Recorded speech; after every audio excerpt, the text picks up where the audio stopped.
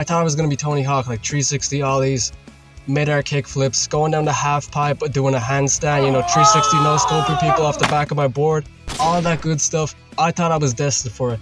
I thought this was my life's purpose. How's it going, Crispy Nation? I'm your host, Crispy, back again to treat ye to another life story as per usual. Now, the topic of today's story is about the time some absolute piece of shit scumbag stole my skateboard. But first, I need us to time travel back to 2014. Now, in the last video I mentioned how when I was 6, all I wanted was a DS, and when my 6th birthday rolled around, I got one.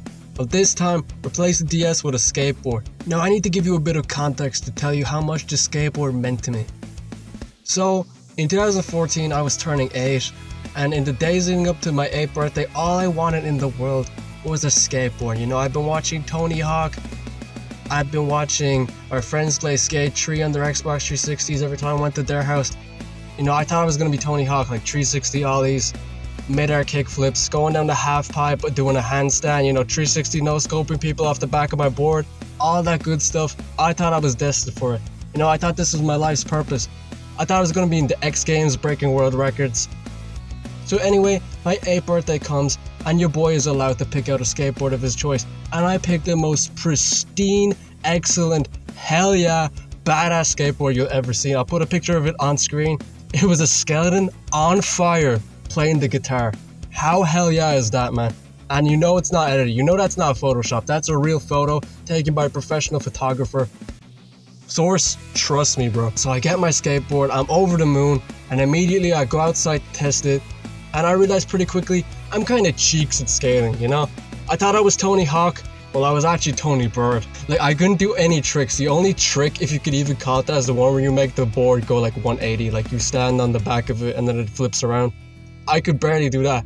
Nowadays, I could maybe do an ollie if you paid me enough money and I focused enough. Now, I'm gonna put a video of me skating on the screen. This is when I was 15.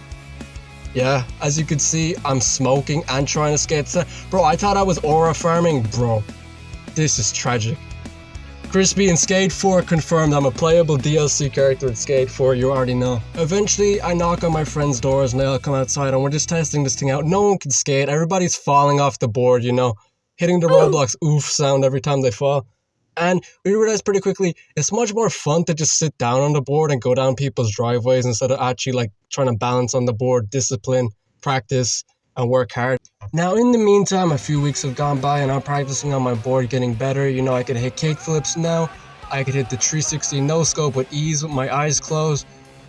All that good stuff. The X Games has called me up. Tony Hawk has co-signed me. They've added me to Skate 3. All is good. Fun fact, did you know that Avril Lavigne wrote Skater Boy about me? Yeah, you don't believe me? We were childhood friends. We grew up on the same street. Avril Lavigne, if you're watching this by any chance, marry me, bro. Crispy Lavigne and the Canadian Queen. You best believe it, bro. Living the Canadian dream. Nah, but, bro, her in her prime was so fine, though. She still is to this day, bro. I'm not saying she's not fine anymore, but I mean, back in the day, holy shit. Anyway, I'm getting distracted. And I realized with this board came a lot of freedom. I could travel around different streets now.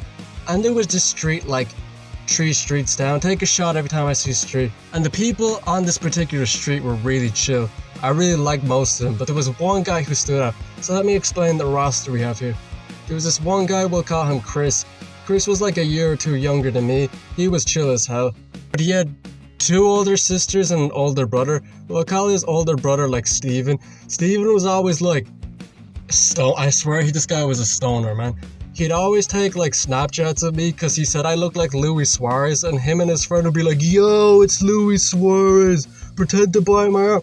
Because this was after Suarez bit someone's arm in the World Cup. Just on live TV for the world to see.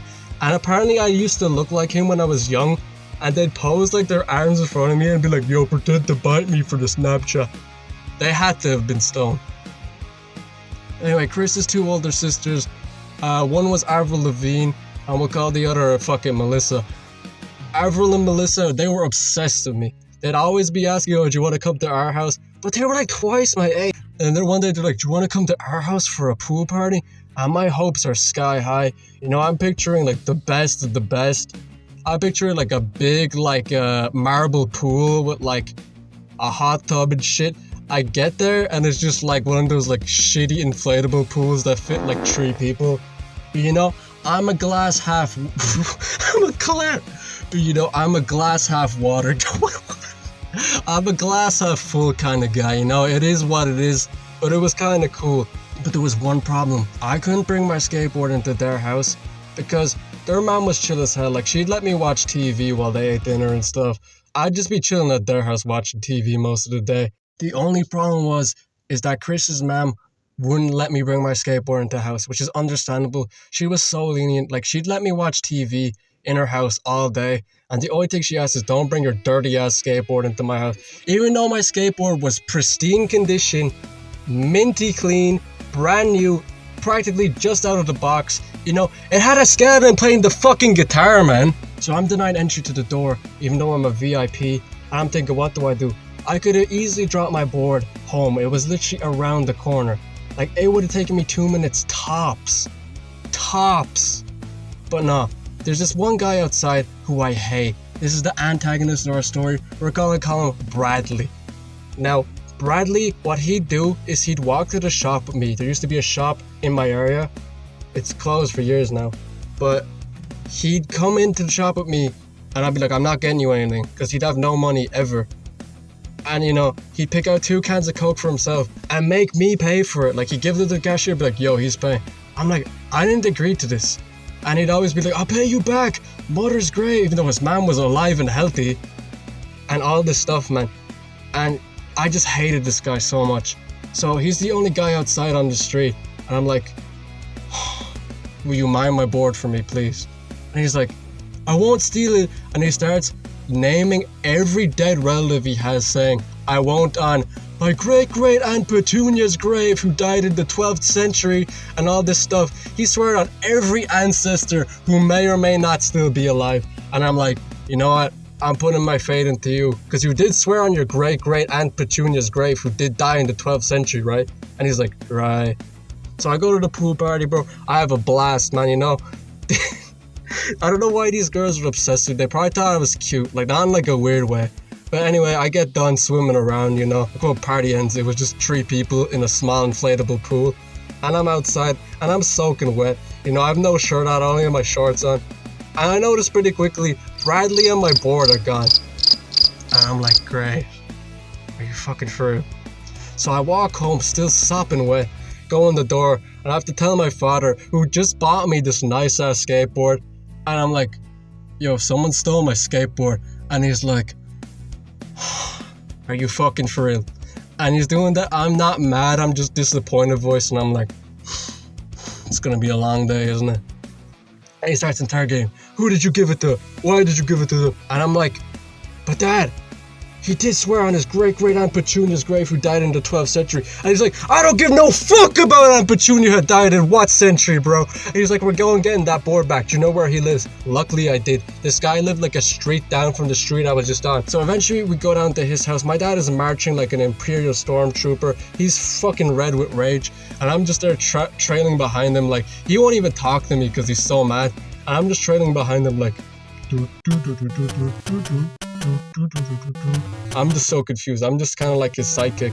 So we marched down to Bradley's door. Luckily I knew where he lived. He only lived like a street down from where I just was.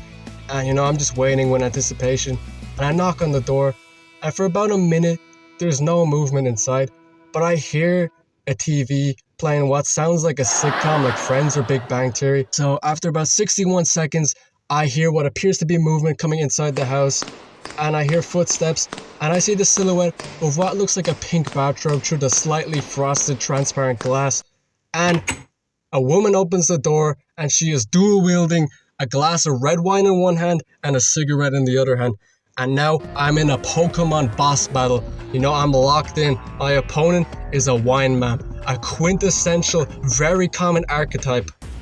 But luckily, I've played these games before.